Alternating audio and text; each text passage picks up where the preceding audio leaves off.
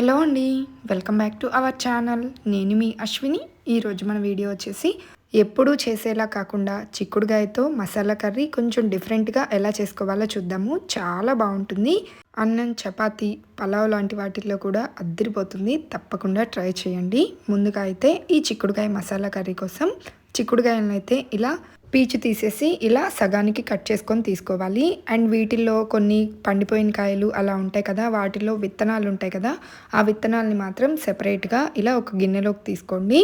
ఈ విత్తనాలని మామూలుగా అయితే అందరూ కర్రీలోనే వేసి వండేస్తారు, కానీ ఇలా చేయండి, చాలా బాగుంటుంది. ఒక మిక్సీ జార్ తీసుకొని అందులోకి ఒలిచి పెట్టుకున్న చిక్కుడు గింజల్ని వేసుకోవాలి. తర్వాత ఇందులో ఒక 4-5 జీడిపప్పు, ఒక స్పూన్ ఏమో గుమ్మడి విత్తనాలు లేదా పుచ్చ విత్తనాలైనా వేసుకోవచ్చు. అండ్ కొన్ని వెల్లుల్లి రేఖలు, 1 ఇంచ్ అల్లాన్ని కూడా శుభ్రంగా కడిగేసి కట్ చేసుకొని ఇందులో వేసుకొని మొత్తాన్ని ఫైన్గా ఇలా గ్రైండ్ చేసుకోవాలి. మరీ మెత్తగా అవసరం లేదు. వాటర్ మాత్రం అస్సలు వేయకండి. వాటర్ వేయకుండా ఇలా కచ్చా పచ్చగా గ్రైండ్ చేసుకొని పక్కన పెట్టుకోండి. మరీ పేస్ట్ లాగా గ్రైండ్ చేసుకుంటే అంత బాగుండదు. నెక్స్ట్ స్టవ్ ఆన్ చేసి కుక్కర్ గిన్నె పెట్టుకొని ఇందులో ఆయిల్ వేసుకొని ఆయిల్ కాస్త వేడైన తర్వాత ఎండుమిర్చి, ఆవాలు, జీలకర్ర వేసుకొని వీటిని ఫ్రై అయ్యేంత వరకు కలుపుతూ ఫ్రై చేసుకోవాలి. ఇవి చిటపట్లాడి ఫ్రై అయిపోయిన తర్వాత ఇందులో కొంచెం కరివేపాకు కూడా వేసుకున్నాను. తర్వాత మీడియం సైజ్ ముక్కలుగా కట్ చేసుకొని ఉల్లిపాయ ముక్కల్ని వేసుకొని వీటిని కూడా ఫ్రై చేసుకోండి.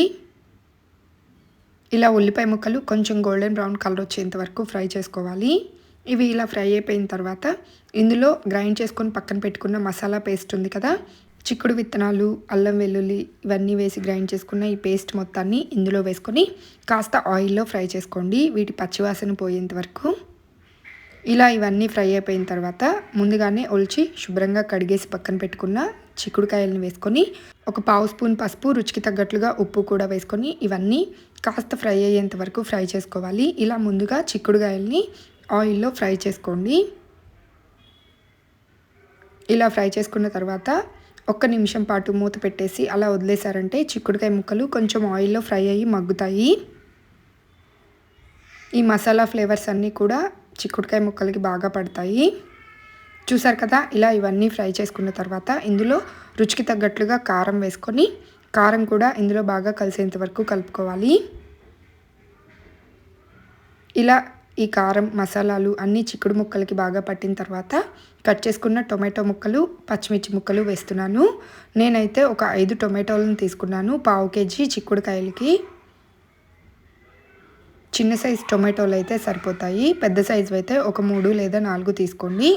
ఇవన్నీ బాగా కలిపి మూత పెట్టేసి మరొక 2 నిమిషాల పాటు అలా మగ్గించుకోవాలి, వాటర్ ఏమీ వేయకుండా. ఇలా ఒక 2 నిమిషాలు చిక్కుడుకాయ ముక్కలు, టొమాటో ముక్కలు మగ్గిన తర్వాత ఇందులో సరిపడినన్ని నీళ్లు వేసుకోండి. ఇలా కొంచెం నీళ్లు వేసుకొని ఒకసారి బాగా కలిపి మరలా మూత పెట్టేసి ఉడికించుకోవాలి ఒక 10 నిమిషాల పాటు. టొమాటో ముక్క కొంచెం సాఫ్ట్గా అయ్యేంత వరకు ఉడికితే సరిపోతుంది. చూసారు కదా, ఇలా టొమాటో ముక్క కూడా కొంచెం సాఫ్ట్గా ఉడికిపోయింది. ఇప్పుడు ఇందులో మసాలాలన్నీ వేసుకుందాము. ఒక 1/2 స్పూను ధనియాల పొడి, 1 స్పూన్ ఏమో కొబ్బరి పౌడర్, ఒక 1/2 స్పూన్ ఏమో గరం మసాలా పొడి వేసుకొని ఇవన్నీ బాగా కలిసేంత వరకు కలుపుకోండి. ఇలా కూరలో ఇవన్నీ బాగా కలిసిన తర్వాత మూత పెట్టేసి విజిల్ పెట్టేసుకొని ఒక 2 విజిల్స్ వచ్చేంత వరకు ఉడికించుకుంటే సరిపోతుంది. మరి ఎక్కువ విజిల్స్ వస్తే చిక్కుడుకాయ ముక్కలు మరీ మెత్తగా అయిపోతాయి.